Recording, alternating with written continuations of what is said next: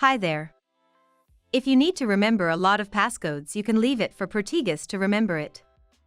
When you press on your system home screen, the arm or disarm button, a keypad will pop up. Before submitting your passcode, tick Remember checkbox. And you are done. Your passcode will be remembered, and you won't need to enter the passcode in the future. To forget passcode, go into the area window by pressing the area name on the home screen widget. In the area window on the top right corner, you will see Forget PIN button. Press it and your password will be forgotten, and the next time you'll need to enter the passcode as earlier.